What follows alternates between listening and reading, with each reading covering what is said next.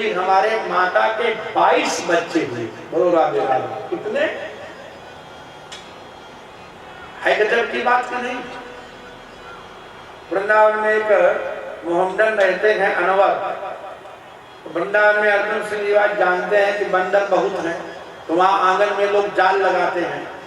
तो पहले घर में जाल बनाने के लिए मिस्त्री चाहिए, बिल्डिंग वाला, तो काम करता है।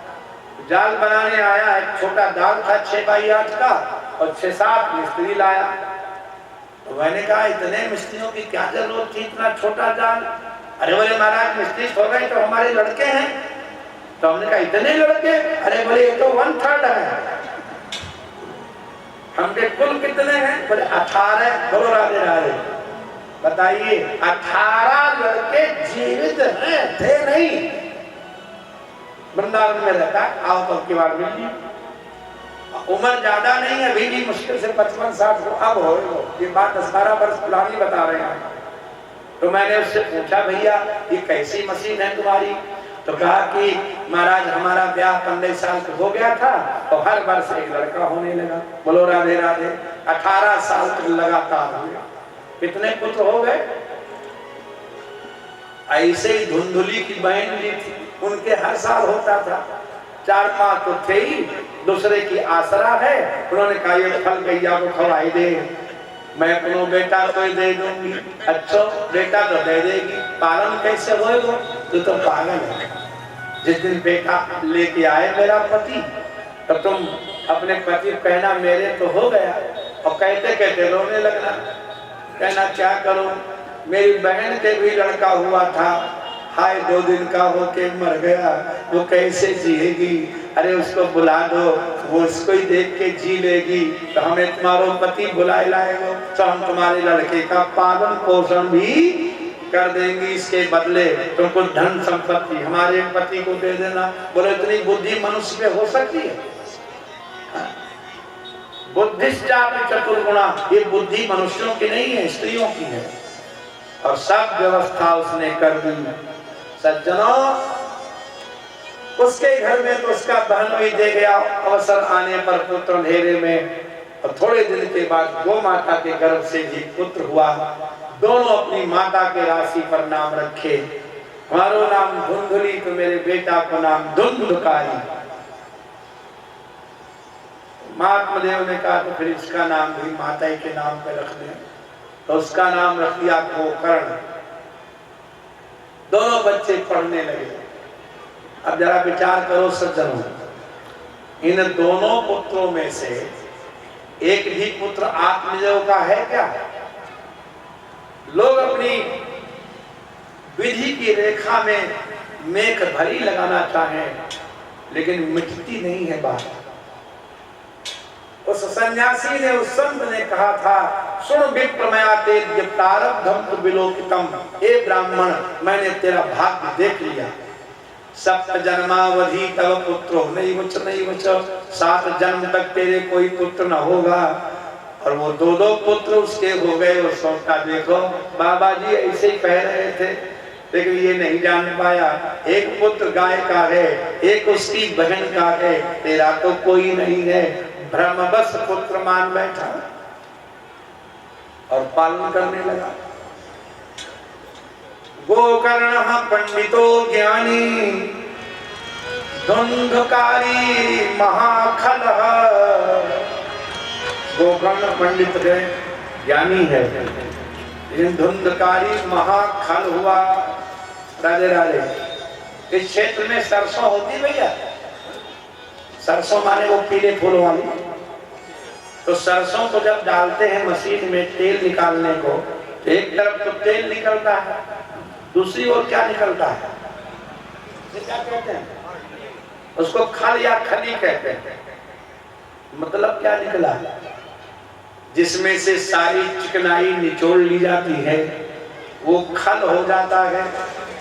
जब आप किसी से प्रेम से बात करते हैं, वो कहता आहा कैसी चिकनी चुपड़ी बातें कर रहे हैं। क्या मतलब निकला कि प्रेम का गुण है चिकनाई, और जो किसी से प्रेम नहीं करता, जिसके हृदय में किसी के लिए चिकनाई नहीं बची, वही खल होता है, वो निस्नेह होता है, उसमें रूखापन होता है, चिकनता होती ही नहीं है। व्यक्ति को चिकना होना चाहिए, सस्नेह। संस्कृत में स्नेह का मतलब ही है तेल। राधे राधे। धीरे से बोलो। आज बहुत जल्दी प्रसाद बटने लगा भैया। आरती हो गई क्या? मुकुंद माधव गोविंद बोल, केशव माधव हरि हरि बोलो। मुकुंद माधव गोविंद बोल, केशव माधव हरि हरि बोल, केशव माधव हरि हरि बोल। बोल हरि बोल हरि हरि हरि बोल, बोल हरि बोल हरि हरि हरि बोल। मुकुंद माधव गोविंद बोल, केशव माधव हरि हरि बोलो, केशव माधव हरि हरि बोल।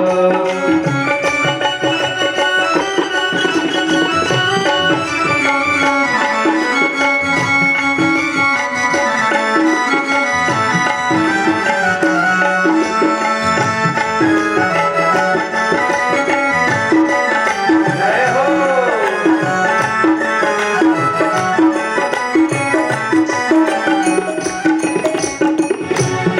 ओ नाम प्रभु का है सुखकारी, नाम प्रभु का है सुखकारी।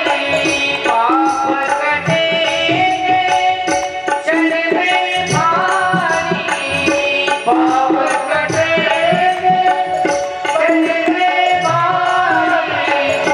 नाम कबीरो अमृत घोल, नाम कबीरो अमृत घोल।